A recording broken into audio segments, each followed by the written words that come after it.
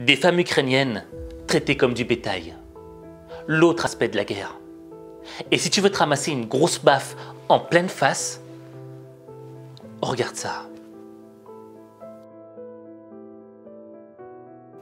Vladimir Vladimirovitch Poutine a lancé son armée sur l'Ukraine. Conséquence, le gouvernement ukrainien a décidé de réquisitionner tous les hommes pour faire la guerre. Aucun homme en âge de combattre ne peut quitter le territoire.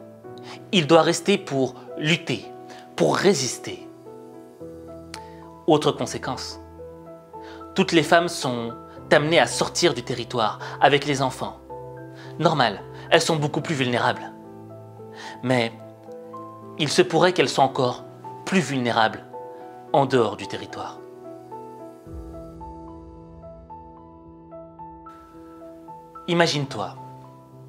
Imagine-toi que un beau jour, un beau matin, tu te réveilles et que c'est la guerre. Et que toi, tu es obligé de rester dans le pays. La première chose à laquelle tu vas penser, c'est aux gens que tu aimes. Tu veux qu'ils soient en sécurité, tu veux qu'ils soient protégés. Tu veux pas les voir se faire tuer.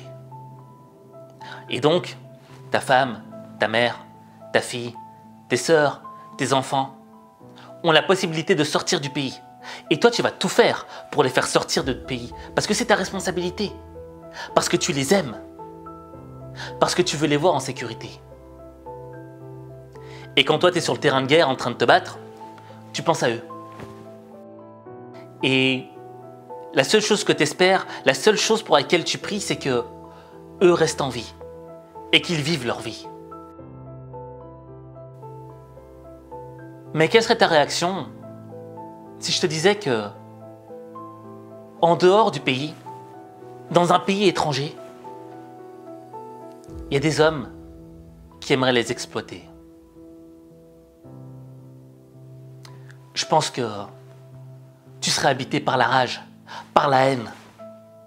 Tu prendrais ton arme et tu retournerais pour les sauver. Eh bien, hélas, c'est une des tristes réalités, une des tristes vérités de la guerre. Il y a une association en Belgique qui essaie de venir en aide aux femmes réfugiées ukrainiennes. Et sur sa page Facebook, l'un des administrateurs de cette association a reçu des messages. Des messages d'hommes qui voudraient recueillir des femmes ukrainiennes. Mais attention, ils ont des critères. Elle doit être belle, intelligente, soignée, avec ou sans enfant. C'est pas grave. Et tu vois, quand tu entends des choses pareilles, tu dis mais dans quel monde on vit? Eh bien tu vois, je vais te donner une leçon de vie. Parce que ce genre de personne me rappelle un animal. L'animal que je déteste le plus au monde. Que Dieu me pardonne, mais j'aime vraiment les animaux. Mais il y en a un que je ne peux pas saquer. Il y en a un que je hais de toute la profondeur de mon être. Cet animal, c'est un oiseau. Et il s'appelle le coucou. Le coucou, c'est un oiseau profiteur, un oiseau opportuniste, arriviste. Pourquoi je dis ça par rapport à un oiseau? Tu vois, le coucou, lorsqu'il pond un œuf, il ne veut pas en prendre soin. Il ne veut pas donner du temps et de l'énergie pour élever son petit oisillon. Alors qu'est-ce qu'il fait? Il cherche un autre nid. Un nid où il y a déjà des œufs. Et il va y placer son œuf. De telle sorte à ce que lorsque l'autre oiseau revienne, eh bien cet oiseau s'occupe de cet œuf. Malgré qu'il ne soit pas de la même espèce. Et ça marche. Et le truc encore plus horrible, c'est que tu vois, l'œuf du coucou, il est sophistiqué. Il est sophistiqué pour être plus performant que les autres œufs. Qu'est-ce que je veux dire par là? C'est que l'oisillon du coucou va naître, enfin son œuf va éclore avant les autres œufs. Ce qui fait qu'il aura plus de chances de grandir plus vite et de manger plus que les autres. Et s'il mange plus que les autres, ça veut dire qu'il grossit plus vite que les autres. Tu vois ce que je veux dire? Et en général, quand l'oiseau étranger qui s'occupe du coucou s'en va, le petit oisillon agit comme un oiseau maléfique. Il essaye de casser, de faire tomber tous les autres œufs. Il essaye de tuer tous les autres oisillons qui sont nés. Il n'a pas de pitié. Parce que tout ce qui compte, c'est lui, son propre intérêt. Et parfois, tu vois des images de dingue où tu vois un petit oiseau comme ça qui est en train de nourrir un énorme oiseau, alors qu'ils ne sont pas de la même espèce. Le coucou a réussi son coup. Le coucou a été opportuniste, arriviste, profiteur.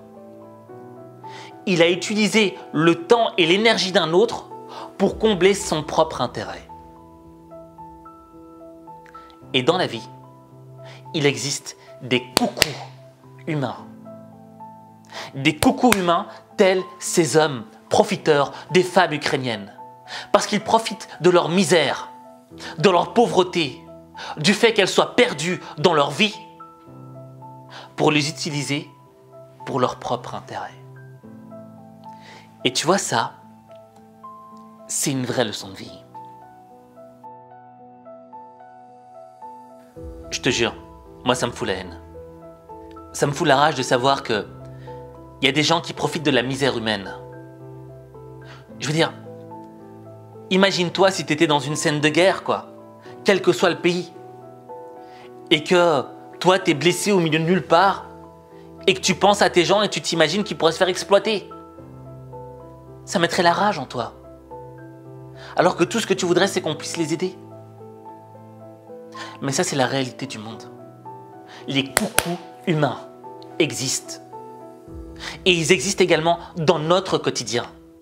Mais on n'en prend pas conscience. On est un petit peu comme ces oiseaux qui couvent l'œuf du coucou. Et à la fin, on prend conscience que on ne s'est pas occupé de notre bébé. On s'est occupé du bébé d'un autre. Mais c'est trop tard. C'est fini. Ce temps est passé. Et tu ne peux pas retourner en arrière dans le temps pour modifier les choses. Le truc, le gros problème qu'on a, c'est que parfois, on est trop naïf. Parce qu'on est gentil. Parce qu'on n'a pas envie de faire de mal. On a envie d'être juste, d'être équilibré, d'équilibrer les choses. Mais il y a des gens pour qui leurs intérêts sont beaucoup plus importants que ta personne. Prenons des exemples. Ça t'est jamais arrivé à toi d'être dans un job et de te sentir exploité? Parce que tu as donné tellement d'énergie, tellement de choses pour ce job. Et après, quand tu vois comment t'es remercié, tu dis mais c'est pas à la hauteur de ce que j'ai donné. Tu te sens coucouifié. Ça t'est jamais arrivé d'être en couple? D'avoir donné tout ce que tu avais, tout ton cœur, tout ton amour dans ce couple et de ne pas recevoir la même chose en pareil? Tu t'es encore fait coucouifier. Tu vois, on a tous connu quelqu'un dans notre entourage.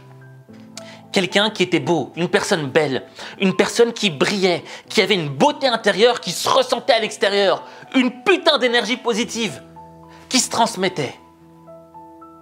Et quelques temps plus tard, quand tu revois cette personne, il y a quelque chose qui a changé. C'est plus la même. Il y a quelque chose qui a noirci à l'intérieur.